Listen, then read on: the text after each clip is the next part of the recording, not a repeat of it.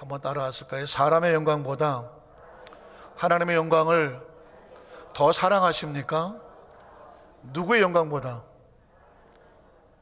누구의 영광보다? 누구의 영광을 더 사랑하십니까? 이렇게 질문하면서 말씀을 나누기를 원합니다. 인생을 살아가면서 아무리 이만큼 살았는데 뭐 열심히 책도 보고 공부도 하고 세상에 뭐 모를 게 별로 없을 것 같아도 불구하고 아무리 생각해도 모르는 것 적어도 몇 가지는 있듯이 있습니다. 첫 번째는 뭐냐면 우리가 살고 있는 이 세상 어떻게 생겼을까 이거. 한 7, 80년 살았으면 이 세상이 어떻게 생겼는지 좀 확실하게 알게 될까요? 이 세상 어떻게 생긴 거예요? 태어나 보니까 이런 세상이 있고 이 세상이 보니까 뭐 지구라고 말하고 뭐 별들도 있고 이거 뭐 상상하지 못한 세계가 우리의 선택해서가 아니라 태어나 보니 세상이 있는 거예요. 그럼 우리가 이 세상을 알 수가 없어요. 우리보다 먼저 있는 세상이죠. 두 번째, 이 세상은 누가 만든 거예요? 우리야 뭐 하나님하고 하지만 그냥 인간의 입장에서 볼 때 도대체 이 거대한 우주는 누가 만들었냐고 하는 것이죠. 어떤 사람 말하기를 뭐 누가 만들기는 그냥 뭐 어느 날 갑자기 우주가 꽝 하고 빅뱅을 해갖고 빅뱅을 해서 뭐 생겨났다 뭐 어디 뭐 우주에서 무슨 뭐 세포 하나가 돌아다니다가 지구에 와서 뭐 생명체가 생겼다. 그게 과학이라고 하는 소리예요. 과학이라고. 근데 그럴 수밖에 없는 게 과학은 절대로 창조를 넘어선 이야기를 할 수가 없습니다. 왜냐하면 과학이 뭔지 이제 알았어. 과학은 뭐냐?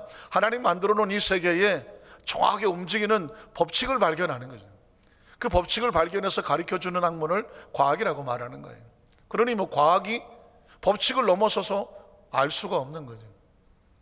또 뭐가 궁금해요? 우리는 어떻게 생겼을까? 우리 인생은 늘 고민하고 철학적 명제입니다. 인생은 어디서 와서 무엇되며 삶이 어디로 가느냐? 이건 뭐 한 200년 살아 300년 살아 도대체 어디서 왔는지 알 수가 없는 거예요. 예수 믿는 성도들이 자다가도 깨서 꼴떡꼴떡 놀라는 게 뭐냐면 그럼 우리는 어쩌다가 예수를 믿었느냐? 어떻게 하다 예수를 믿었을까? 가만히 생각하면 어떻게 하다 예수를 믿었지? 굉장한 중요한 명제들이 아닐 수 없습니다. 물론 이런 문제들은 과학에서는 얘기할 수가 없고요. 하나님 말씀 속으로 들어가야 됩니다. 말씀 속에 들어가니 이 우주 만물은 하나님의 계획 속에 있었죠. 어떤 물건이든지 계획이 필요하잖아요. 구상이 필요하죠. 작전이 필요하고 설계가 필요하죠. 하나님의 계획 속에서 이걸 아셔야 돼요. 하나님의 계획 속에 먼저 있었다. 보이는 것들은 이미 보이지 않는 곳에 먼저 존재하고 있는 거죠. 하나님 속에 존재하고 있었죠. 그리고 그 하나님이 그 보이지 않았던 세계를 말씀을 통해서 이 세상에 존재하게 하는 거죠. 그걸 뭐라고 말하냐면 창조라고 말하는 거죠. 그리고 창조하신 하나님께서 저와 여러분을 설계하고 구상하고 그 형상과 모양을 우리에게 선물로 주시고 지성과 감정과 의지에다가 영까지 하나님의 영성까지 주셔서 우리에게 이 지구를 위탁하신 거죠. 우주를 위탁하신 거죠. 맡긴 거예요. 생육하고 번성하고 지배하고 다스리고 끌고 나가라고 맡기신 것이죠. 그리고 우리가 어떻게 예수를 알 수 있느냐, 믿을 수 있느냐, 이 문제는 성경 속에서 발견할 수밖에 없는데 오늘 본문은 그 얘기를 하는 거예요. 우리가 어쩌다가 예수를 믿고 하나님의 자녀가 돼서 구원받은 백성으로 이 자리에 나와서 예배를 드릴 수 있을까? 정확한 근거를 오늘 성경을 통해서 말씀을 알아보기를 원합니다. 36절에 보면 예수님께서 이렇게 명령합니다. 너희에게 아직 빛이 있을 동안에 빛을 믿어라. 그러면 빛의 아들이 되리라. 여러분, 성경에서 말하는 빛은, 그것도 참 빛은 누구를 말할까요? 예수님. 요한복음 1장에 보면 참 빛이 있었으니 그 안에 생명이 있었다. 참 빛이 이 세상에 왔다. 그러니까 그 빛이 있을 동안에 빛을 믿어야 빛의 아들이 된다라고 하는 것은 구원에도요 때가 있는 거예요. 그리고 기회가 있는 거예요. 기한이 있는 것입니다. 예수님이 와서 우리를 초청하여 구원의 손길을 베풀 때 그 안에 들어와야 빛의 아들이 될 수가 있습니다. 빛을 떠나면 어둠이 될 수밖에 없죠. 자, 예수님은 그렇게 초청을 하셨습니다. 37절에 가니까 이렇게 많은 표적을 그들 앞에 사용하셨으나 믿는 자와 믿지 못하는 자가 갈라집니다. 예수님께서 자신의 존재를 드러내고 말씀을 가르치고 하셨는데 예수님 말씀 앞에 두 종류로 갈라져요. 항상 믿는 자와 믿지 못하는 자. 안타깝게도 유대인들은, 바리새인들은 그를 믿었나요? 믿지 못했나요? 믿지를 못했다고 합니다. 여기서 여러분 눈치가 좀 채워지십니까? 아무리 예수님이 말씀하시고 수많은 표적이, 기적이 나타난다고 할지라도 그것을 통해서 믿는 자가 있고 믿지 못하는 자가 있습니다. 믿을 수 있는 자가 있고 믿어지지 않는 자가 있어요. 예배를 사모하는 자가 있는가 하면 예배의 의미를 전혀 모르는 자가 있는 거예요. 말씀을 통해서 영이 살아난 사람이 있는가 하면 말씀이 영에 무슨 의미가 있는지를 모르는 사람이 있습니다. 하나님의 나라에 소망이 생기는 사람이 있는가 하면 하나님의 나라는 무슨 뜻인지도 모르겠다는 사람이 있습니다. 하나님의 존재에 대해서 하나님, 아버지, 하나님이 그냥 통째로 밀려오는 사람이 있는가 하면 하나님 어디 있어? 차라리 내 주먹을 믿지? 라고 하는 전혀 상반되는 관계가 벌어집니다. 정확히 여러분이 이 말씀 앞에서 그러면 나는 라는 것을 생각해 보실 필요가 있죠. 이게 그냥 믿어지는 게 아니구나. 믿는 자와 믿지 않는 자가 예수님 말씀 앞에서 갈라지게 되는데 그 이유가 뭐냐면 그 다음 절을 보면 이는 선지자 이사야의 말씀을 이루려 하심이더라. 구약시대 이사야 선지자가 예언을 해놨는데 그 예수 그리스도의 말씀 앞에서 갈라진다. 마치 빛이 오면 두 쪽으로 갈라지죠. 빛이 오면 빛 안에 들어온 사람은 환하게 빛의 아들이지만 빛이 왔는데 빛을 피하여 어둠에 가면 어둠의 자식들이 되는 거죠. 빛은 빛과 어둠을 갈라놓는 것처럼 예수님이 이 땅에 오시면 빛의 아들과 세상의 아들로 갈라놔요. 그런데 누구는 믿고 누구는 믿지 못하느냐? 이유가 뭐냐? 구약시대 이사야 선지자가 이렇게 예언을 했습니다. 자, 그 다음 절에 보면 뭐라고 되어 있나요? 이르되 주여 우리에게서 들은 바를 누가 믿었으며 주의 팔이 누구에게 나타나니까 했더라. 이 말은 뭐냐면 우리가 말씀을 전했는데 믿는 자가 없으며 그리고 하나님의 역사와 은총이 나타나는 자가 있으면 나타나지 않는 자가 있더라. 그렇게 될 거다라고 하는 구약시대 예언이었습니다. 이사야 선지자는요 메시아에 대한 예언이 많아요. 우리 순복음교회 성도들은 이사야 53장 눈 감고도 아시죠? 메시아가 태어났는데 그는 연한 숯 같고 마른 땅에 펴나는 싹과 같아서 생각해 보세요. 마른 땅에서 싹이 하나 올라와 가지가 하나 올라와 볼품이 있겠어요? 없겠어요? 볼품이 없어요. 볼품이 없어요. 삐쩍 말라서 아주 엉성하게 올라와. 그래서 누구도 거기에 관심이 없어. 우리가 보기에 흠모할 만한, 우리가 보기에 야 대단하다 할 만한, 관심을 둘 만한 존재가 아니라는 것입니다. 메시아는 그렇게 이 땅에 오신다고 말했습니다. 황금 갑옷을 입고 백마를 타고 화려한 영공에서 엄청난 군대를 이끌고 메시아가 오신다, 이렇게 오지 않았다는 것입니다. 우리가 아시는 것처럼 저 나사렛에, 그것도 로마의 식민지 되어 있는 저 시골의 목수의 아들로 아주 초라하게, 그것도 남들이 볼 때는 마치 사생아 같이 남자를 알지 못하는 성령으로 잉태되어 태어나셨습니다. 그러니까 세상적으로 볼 때는 아무도 기대하지 않는, 세상은 놀랍게도요 하나님의 역사는 아무도 기대하지 않는 곳에서 역사가 나타나는 것입니다. 아무도 기대하지 않는. 그래서 여러분 절대로 여러분끼리 보면서 우리끼리 절대로 우습게 보면 안 돼요. 하나님이 어떻게 역사하실지 몰라. 우리 옆에 계신 한번 쳐다보세요. 이렇게 말해주세요. 나를 우습게 보지 마라. 나를 우습게 보지 말아야 돼. 나도 내 자신이 누군지를 몰라. 하나님이 우리를 통해서 어떻게 역사하실지 아무도 몰라요. 그러니까 여러분도 여러분 자신을 절대로 우습게 보면 안 돼요. 우습게 보면 안 돼요. 왜? 하나님께서 필요할 때 쓰려고 준비하고 있는 거예요. 여러분의 그릇이 이렇게 찬장에 잔뜩 있잖아요. 그 중에 평상시에 하나도 안 쓰는 거 있어. 그러면 그 안 쓰는 게 그냥 주인이 나를 안 써. 찬장에 처박아 놓고 내 신세가 이게 뭔가 그렇게 수년 동안 지나. 그런데 왜 안 쓰겠어요? 손님이 오면 꺼내려고 안 쓰는 거예요. 여러분 설거지해 보면 알잖아요. 늘 쓰는 거는 늘 빡빡 닦아 늘 그냥 거기 있어. 어디 찬장에 심어놓지도 않아.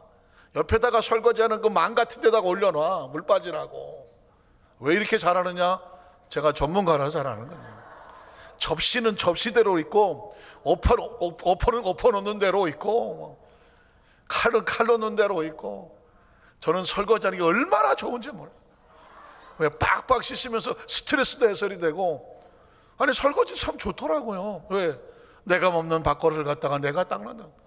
그러나 여러분 그릇을 이렇게 보면 우리 집사님 어디 천장 어디다가 좀 반짝반짝하는 거 어떻게 숨겨놨어.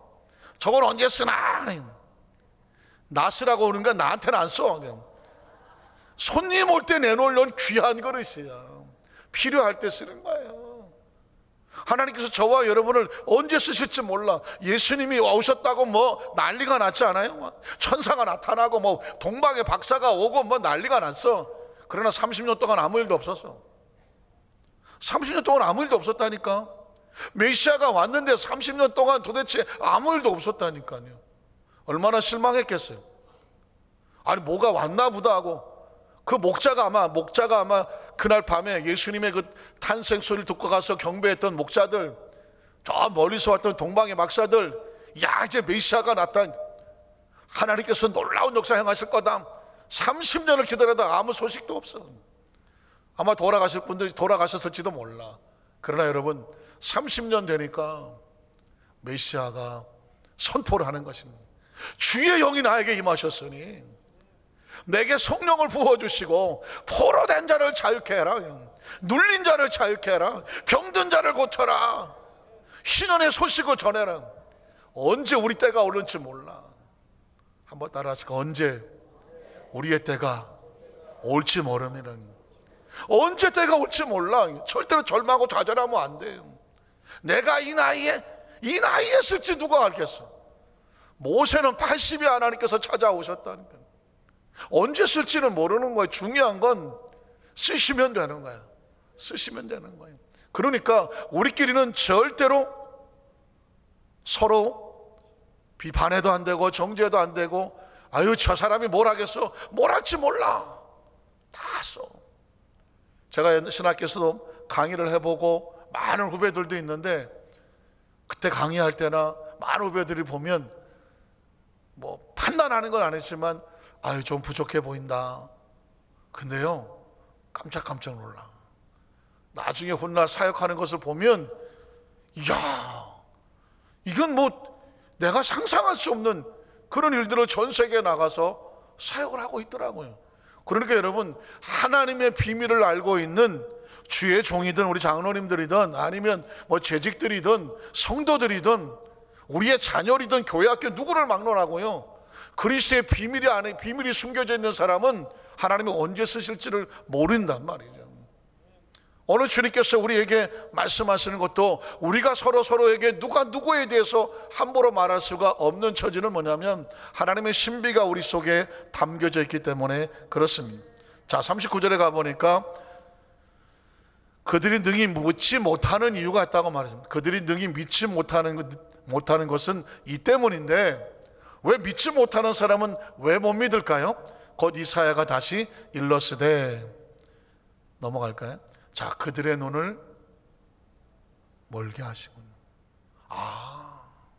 하나님의 나라의 신비를 보지 못하는 사람은 하나님의 시력을 막으신 거예요. 그들의 눈을 멀게 하시고 그들의 마음을 딱딱하고 굳어서 완고하게 하셨으니, 이는 그들로 하여금 눈으로 보고 마음으로 깨닫고 돌이켜서 내게 고침을 받지 못하게 하려 함이라.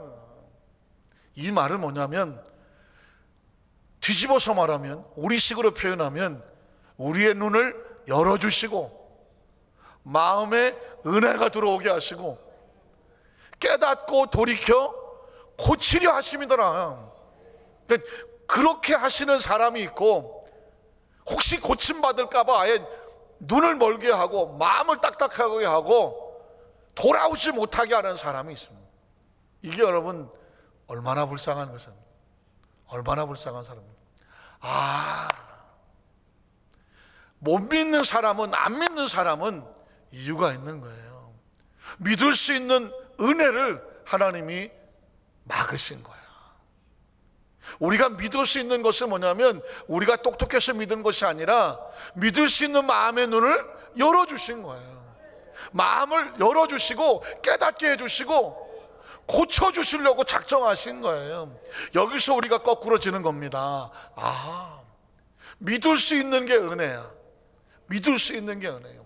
그렇다고 한다면요, 우리는 하나님의 나라 속에서 더 하나님과 더 가까이 하나님의 일을 할 수 있는 곳에 더 사모하고 더 열심을 품게 되시기를 주님의 이름으로 축원합니다. 여러분 아시는 것처럼 천국은 침노하는 자에 침노해야 돼요. 열심과 열정이 있어야 돼요. 저 오늘 이렇게 강단에 올라오기 전에 보면서 우리 찬양팀을 보고 깜짝 놀랐네. 봄이 왔네. 봄이 왔어. 지금 바깥에는 꽃샘추위라고 그래서 아침에 뭐 살짝 영하로 떨어지기도 한다 그러고, 뭐 어디 뭐 눈도 오고 뭐 살짝 얼었다고 하는데, 아니 우리 여의도 수만산교회는 봄이 왔어요. 개나리가 그냥 눈부시게 피었어. 그냥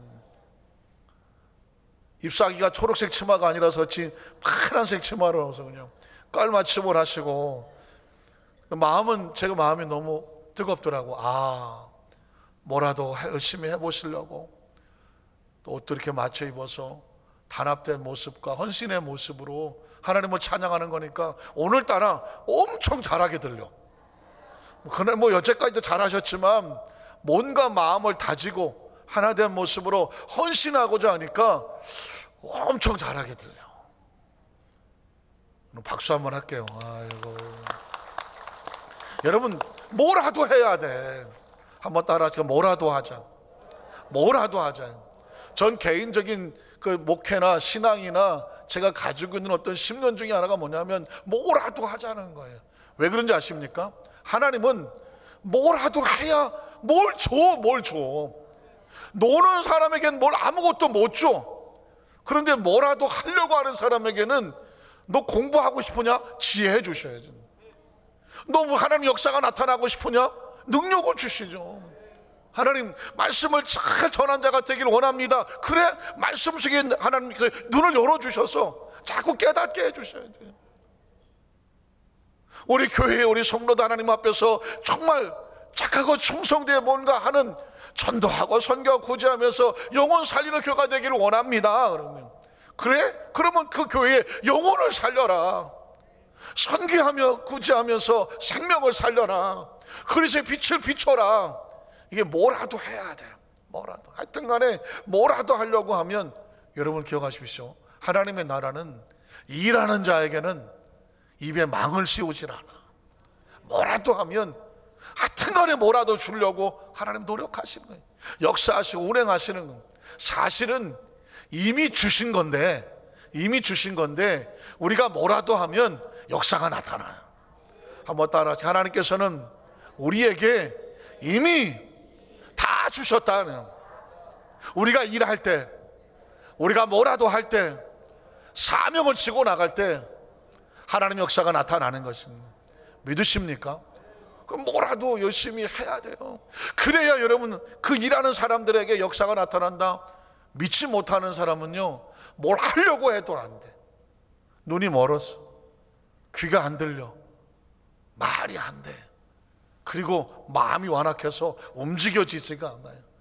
여러분 신앙생활을 하는데 할 수만 있으면 그 어떤 것들로 인하여 여러분이 영적으로 다치거나 영적으로 막히거나 영적으로 식거나 영적으로 마비되거나 영적으로 고정되지 아니하도록 영적으로 여러분이 움직이는 자가 되시기를 주님의 이름으로 축원합니다. 신앙생활 하면서 가장 제가 늘 하면서 애타는 게 뭐예요? 가슴 아픈 게 뭐냐면, 목사님 나 시험 들어서 안 나가요. 시험 들어서 안 나가요. 아니, 여기는 나와서 누구한테 누구 보이려고 나오는 게 아니라고 얘기하잖아요. 내가 살려고 나오는 거예요. 내가 살려고 나오는 거예요. 그래서 여러분이 만약에 요즘 뭐 휘트니스에서 뭐 무슨 운동하는 데가 유행이라고 하는데, 거기를 자 끊어놨어요. 끊어놓고 이제 운동을 해요. 이 운동 누구 좋으라고 운동하는 건가요? 자기 몸 만들려고 하고 뭐 체중이나 뭐 체격이나 건강을 위해서 운동을 하시는 거예요. 돈도 뭐 몇 개월씩 돈 내놓고 가는 거예요. 그런데 어느 날 그래. 기분 나빠서 안 간다. 기분 나빠서 안 간다네. 기분 나빠서 왜 안 가냐 그랬더니 뭐가 마음에 들고 안 나고 안 가. 누구 손해인 거예요? 내가 손해인 거예요. 운동을 안 하는 거예요. 어떤 사람은 목욕탕 주인 기분 나빠갖고 지금 10년째 목욕을 안 한다더만. 10년째 목욕을 안 해. 저 의지가 대단하신 분이지. 진짜 뭐 한 번 마음은 끝까지 가시는 일편단심 10년 동안 목욕을 안 해요. 가까이 안 가, 냄새 나서. 왜 그렇게 하는 거예요? 뭐가 목적이 중요한지는 알아야 돼요. 어떻게든지 교회에서는요, 절대로 서운하면 안 돼.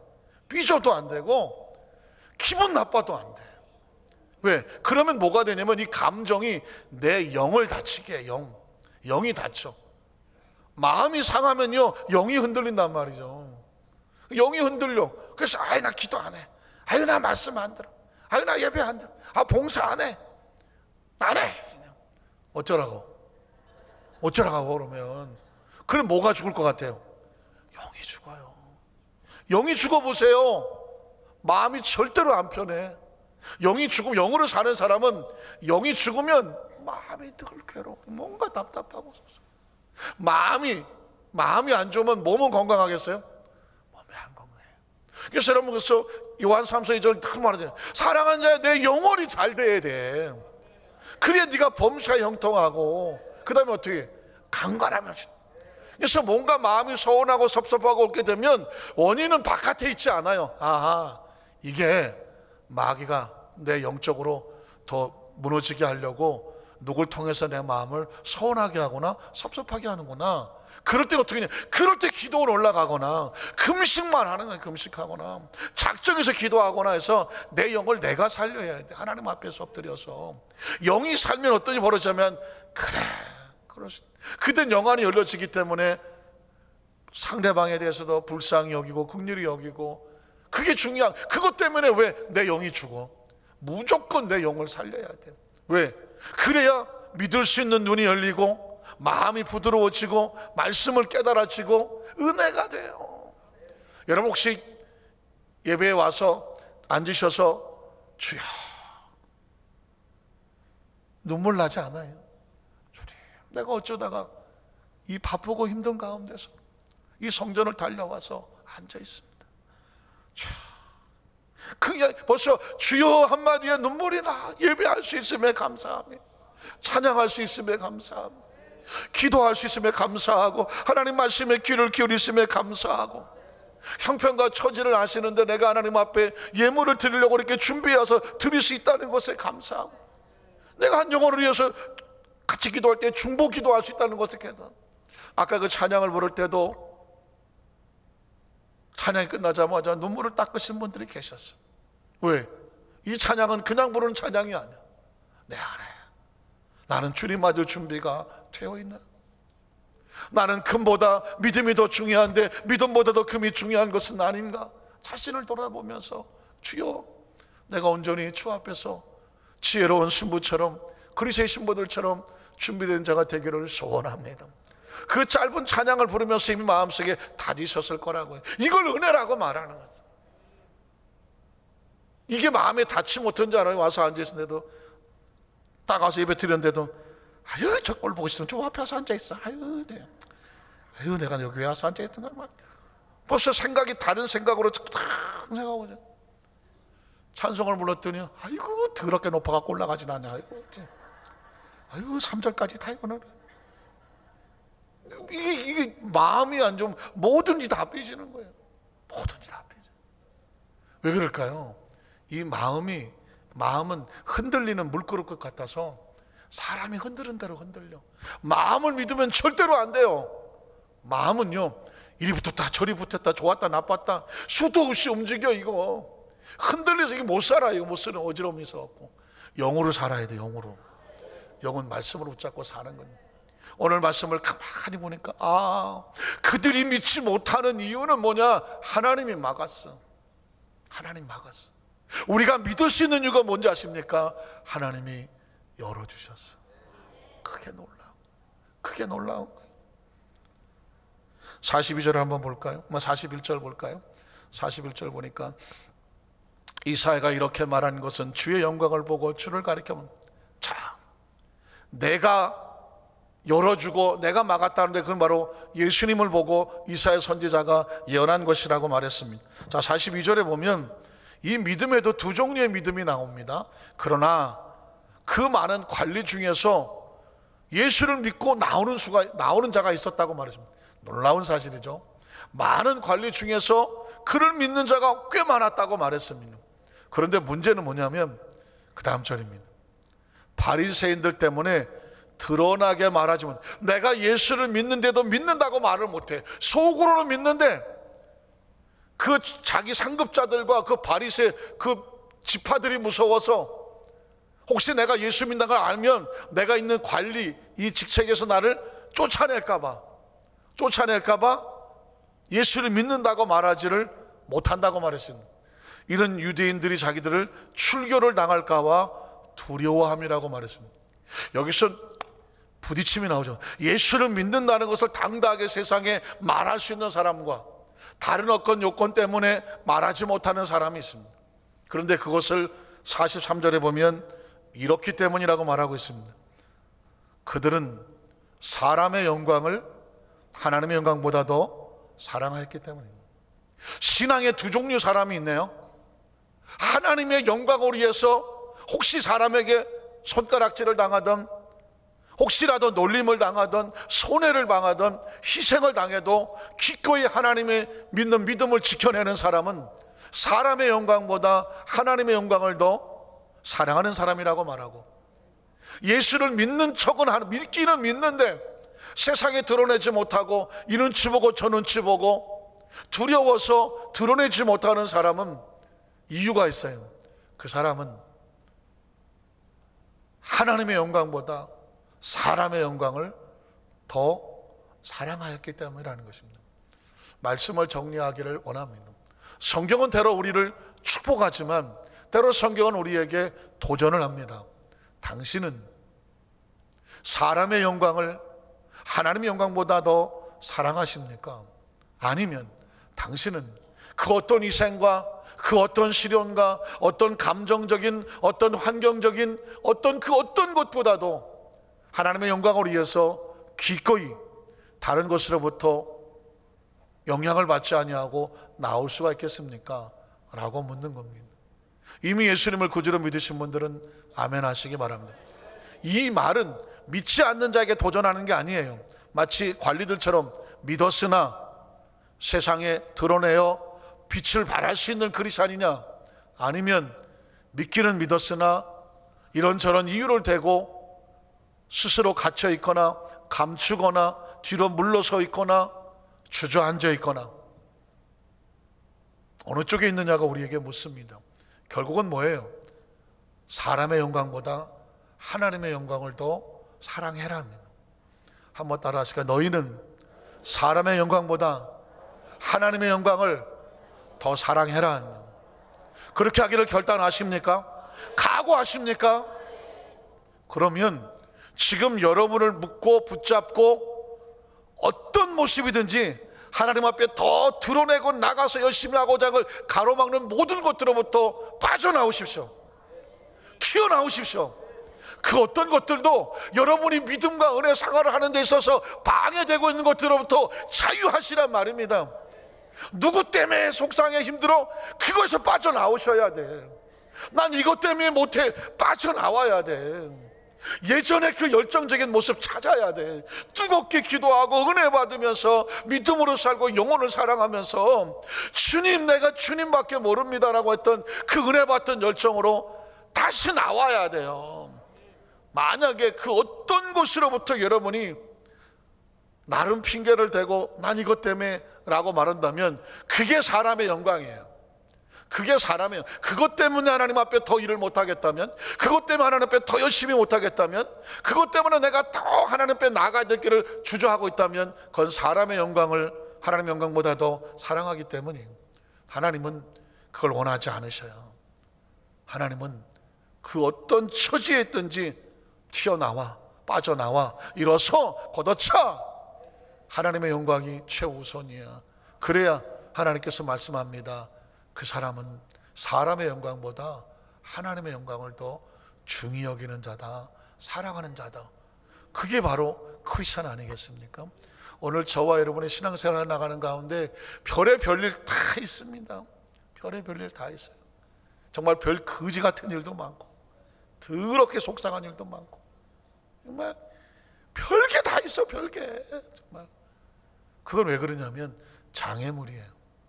우리가 뛰어넘어야 될 장애물이고 그런 것들이 사람의 영광이에요. 핑계인 거예요.